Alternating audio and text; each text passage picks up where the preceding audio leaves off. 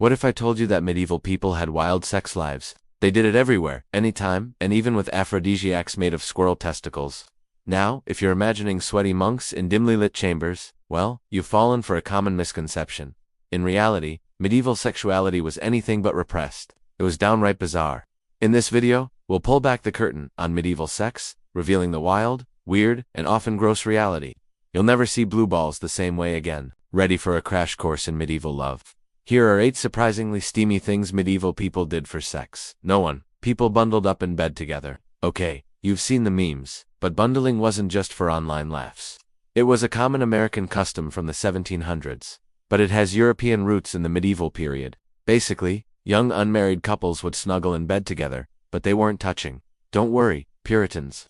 The pair was separated by a wooden board or quilt, allowing them to cuddle caringly without actually doing the nasty. So why do it this way? Well, bundling was basically a trial run for married sex, and since premarital intimacy was frowned upon, it allowed young lovers to sneak in some quality time without crossing any moral lines, at least until the morning light hit. But despite the barrier between them, bundling sometimes resulted in pregnancies. Whoops, turns out those wooden boards weren't foolproof. Perhaps some couples got a little too frisky and forgot about the planks in the middle. Others might have been better off relying on the rhythm method though. That is, if they knew about it. Number 2. Couples feasted on aphrodisiacs. Forget roses and mixtapes. Medieval lovers had their own unique ways of saying, I love you. For instance, serving your beloved a plate of roasted swan testicles or boiled hedgehog brains. No, this wasn't a bizarre local cuisine. It was aphrodisiac cuisine.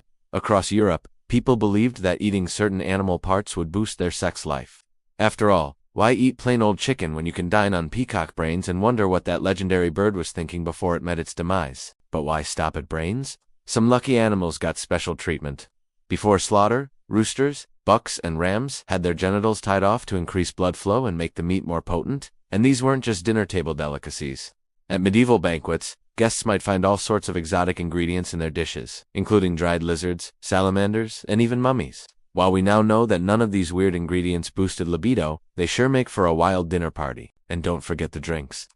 Wine infused with unicorn horn and powdered mummies was a popular tipple, believed to heighten sexual desires. Just another tip from the medieval playbook on how to get your freak on. Number 3. Weddings were sexy. Picture this. You're at a medieval wedding, celebrating the union of 2 families and waiting for the big kiss. Not so fast. The ceremony isn't over till the happy couple seals the deal. Literally. In many medieval weddings, the consummation of the marriage was publicly witnessed. Yup, you heard that right. The bride and groom would have to prove their love and commitment by getting busy right after the ceremony, with the whole town watching. Now, you might think this sounds outrageous, but in the Middle Ages, it was all in a day's work. To medieval folks, this public display of affection was a critical part of the marriage contract. After all, they weren't just uniting to individuals. They were joining 2 families and establishing a bond that would affect everyone involved. By showing the world that they were physically attracted to each other, the newlyweds affirmed that their marriage was strong and legitimate. But wait, there's more. Sometimes the bride's family would even send a representative to spy on the wedding night, making sure everything went according to plan. Talk about awkward. Now, you might be wondering why we don't do this anymore. Well, as society evolved, the concept of privacy became more important. Plus, who wants their wedding night ruined by onlookers? Not us, that's for sure. But hey, at least it gave us some great stories to tell our grandkids. Number 4. People timed their sex for conception. If you're planning to have a baby, you probably want to get down to brass tacks, right? Well, medieval folk took a different approach. They'd consult astrologers. In the Middle Ages, having a baby wasn't just about getting pregnant. It was about finding the perfect timing. From the positions of the planets to the phases of the moon, nothing was overlooked. Astrologers, physicians, and theologians all had their say in the matter, adding their expertise to the mix. And don't forget the humors. That's right. The 4 humors, a mix of hot, cold, wet, and dry qualities, that were supposed to control your personality and health. This complicated system created quite the headache, but couples desperate for a baby were willing to try anything. So forget Tinder and dating apps. In the Middle Ages, you needed a fertility consultant to help you find the perfect match. With all this confusion, no wonder only 30% of couples succeeded in conceiving on their first try. Maybe it was all that waiting around. No. 5. People wore fertility belts. No medieval fashion guide was complete without a section on fertility belts. These wide leather bands were cinched tightly around the hips and sometimes decorated with jewels, ribbons, or little pouches. But they weren't just a fashion statement. No sir. Every inch of a fertility belt was designed to boost your reproductive success. Some belts were adorned with charms like horseshoes, keys, or even miniature penises, each with its own special meaning and powers of attraction. Other belts were lined with herbs, spices, or even pieces of animal genitalia, all in the name of science, of course.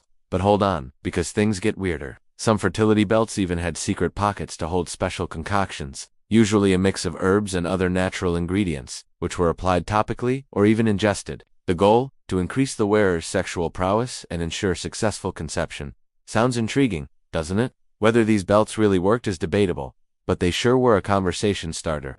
Number 6. Judges ruled on impotence. Yes, you heard that right. In medieval times, if a woman suspected her husband was having issues down under, she could take him to court. That's right. Impotence was considered a breach of contract, and judges were tasked with ruling on the matter. During these trials, also known as impotence, jousts, or bedroom showdowns, the couple was ordered to consummate the marriage under the watchful eyes of court officials. Talk about an awkward situation. If the husband couldn't perform, the judge might ask for a second round, just to be sure. And if he failed again, he might even be given a third chance, usually with the help of a lubricant. But if he still couldn't get the job done, the marriage was considered invalid, and the wife could seek an annulment. Now, you might think this sounds ridiculous, but in medieval times, this was a serious issue. Women had few rights and were financially dependent on their husbands, so if a marriage wasn't consummated, it could be a real problem. Plus, male impotence was seen as a threat to the entire family's reputation and financial security, so it's not surprising that these trials happen more often than you might expect. Number 7. The church ran a brothel empire. As much as the church preached about sexual purity and condemned those who engaged in activities outside of marriage, it didn't stop them from profiting off of it. Yep, you heard that right.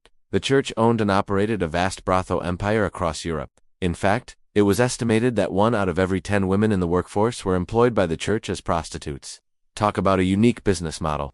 But why did the church get involved in the sex industry? Well, for one thing, it was a way to keep prostitutes off the streets and provide them with a safe and regulated environment. Plus, the church saw prostitution as a necessary evil, arguing that it was better for men to satisfy their urges in a controlled setting than to go at it alone, or worse, with a virgin. And let's face it, who better to run a brothel than the folks who claimed to be the holiest people around? The church took its responsibility seriously, too. Its brothels were staffed by nuns who provided spiritual guidance along with their otherworldly services. And don't worry, the money wasn't bad either. Each nun could earn up to 120 livres per year, a pretty decent salary for the time period. But despite the church's best efforts, the sex trade remained a risky business. Nuns working in brothels were often exposed to sexually transmitted diseases and faced social stigma. Plus, they were constantly at risk of being discovered by the church hierarchy, which would put an end to their careers and reputations.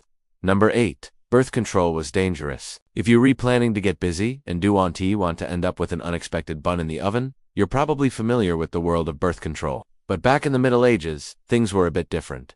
There was no plan B, only a whole lot of guesswork and superstition.